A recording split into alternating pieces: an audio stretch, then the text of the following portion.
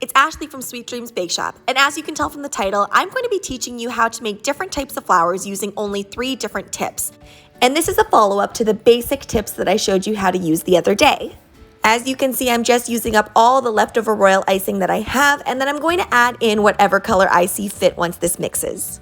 Now, the first thing that you really have to do is make sure that you have the correct royal icing consistency. So you can see there, that is way too loose. So I'm gonna add in a little bit of meringue powder, about a tablespoon at a time, and a little bit of icing sugar. Notice I do add just a little bit of icing sugar, not too much. You really wanna whip this, and you wanna whip it for a while. And make sure that you incorporate your color as you're whipping it as well, so that it's super, super even. You don't have to whip your color in. This just helps when you're making large amounts of things.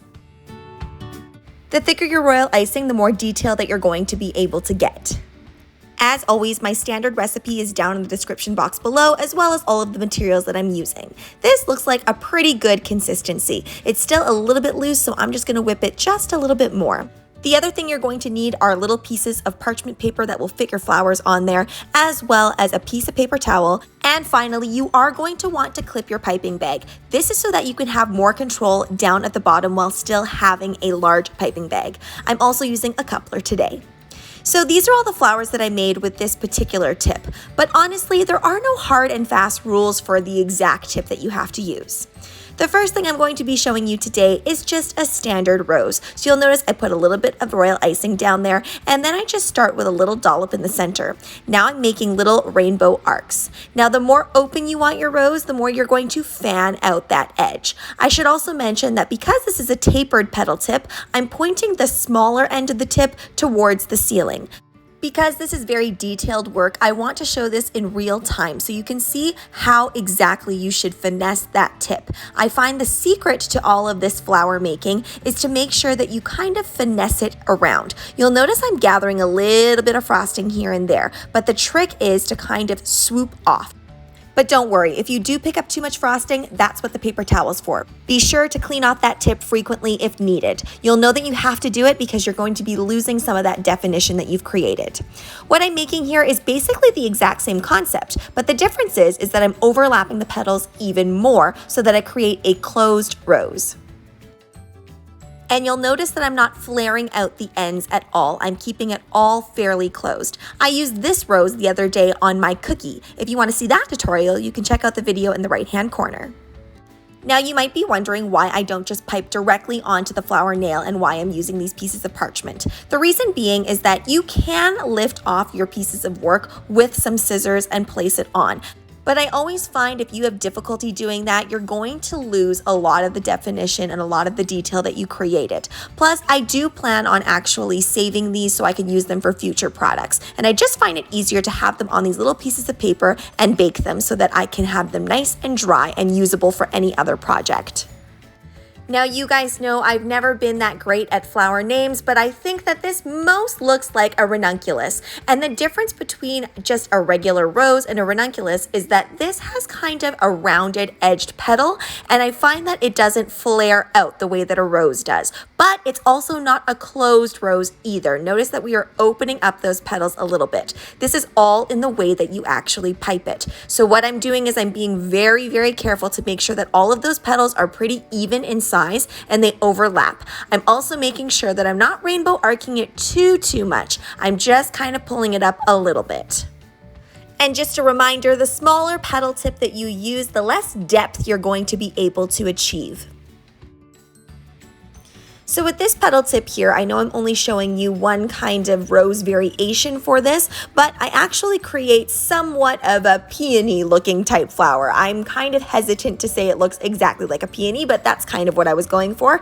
I'm kind of being haphazard about this middle section, and I'm kind of wiggling that tip around just a little bit. To pipe this outer layer, I do want my petals to curve a little bit more inward. So the curve is actually curving inward towards the center. Now I am piping this in a direction that I don't really like. I would prefer to go the other direction, but the reason is because I need that petal tip to be curved inward so that the petals lay inward.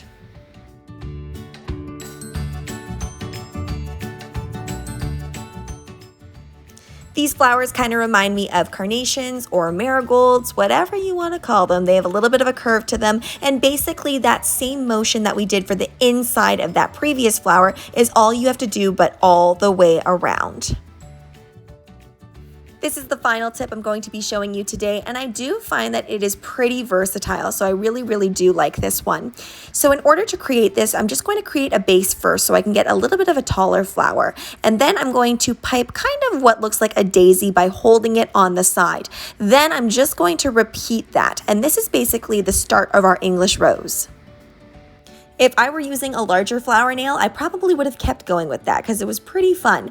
And now I'm going to create little rainbow arcs all the way around, and I am keeping this fairly up and down. When I look at other pictures of this type of rose, it kind of stays up and down. Sorry for that lighting over there. It was getting very dark. I turned the lights on. And now I am finishing up the rose. I've seen this done a lot with fondant, gum paste, and wafer paper, and it looks absolutely beautiful, but this is definitely the quickest way to do it. You can also do any of these techniques that I've shown you today with buttercream as well. I'm also showing you one last way to do another closed flower. Go ahead and take a screenshot of this if you're at the store and you're wondering what type of flowers that you can create with each tip. This is a great thing just to have on your phone screen so you can quickly reference it. Now, don't feel like you can't create each of these flowers if you don't have the exact tip. It really is in the techniques that you're using that's going to determine what your flower looks like. However, if you do end up using a different tip, just know that it might have a little bit of a different flair to it.